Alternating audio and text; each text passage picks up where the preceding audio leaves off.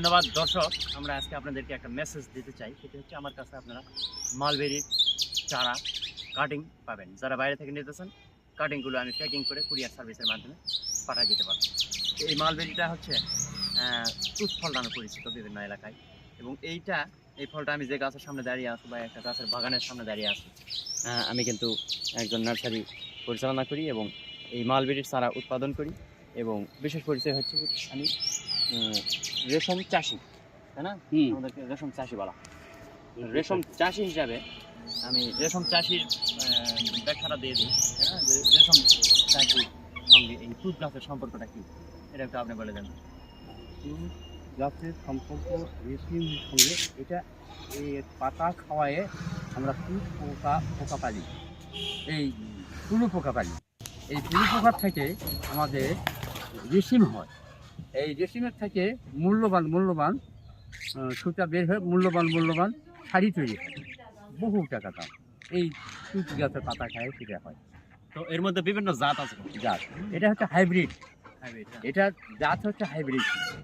কিন্তু আমি যেহেতু ফলের কথা বলতেছি, ফলের ক্ষেত্রে কিন্তু কিছু ফল আছে খুব টক এবং সাইজে ছোট। এই ফলগুলি দেখেন, এই গাছের ফলগুলি কিন্তু বেশ বড়, হ্যাঁ, এটা কিন্তু বেশ বড়, 1 ইঞ্চি 1.5 ইঞ্চি। এটা একটু খাই দেখেন তো আপনার মিষ্টতা কি আছে। এটা তো একদম কাঁচা, এখন তো টক হওয়ার কথা, খুব টক হওয়ার কথা ছিল, তাই না? হ্যাঁ, আর পাকে গেলে তো মিষ্টি হবে, এটা বোঝা যাচ্ছে। এটা এই গাছের ফলটা পাকলে কিন্তু অত্যন্ত সুমিষ্ট হয়। এই গাছ, এরকম কয়েকটা গাছ আমি বাছাই করছি আর কি। এখানে দেখেন বেশ কিছু তুত গাছ আছে, তাই না? কিন্তু কোনো ফল ছোট, কোনোটা বড় হলেও অতিরিক্ত টক।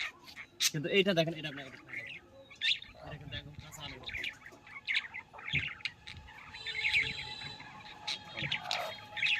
কাঁচা আমের মতো, এটা কিন্তু আমরা পাকলে অবশ্যই মিষ্টি হবে এবং মিষ্টি হয়েছে।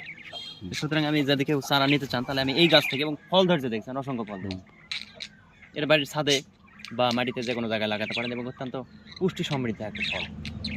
এটা কিন্তু অনেক উপকার আছে, এটা অনলাইনে আপনারা দেখতে পাবেন।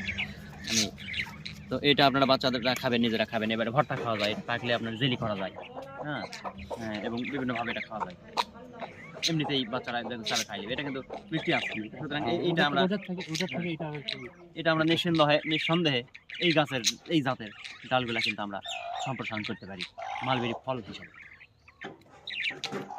এটা ভালো, এটা অনেকটা কম, আর পাকলে মিষ্টি হচ্ছে এই গাছের ফলটা।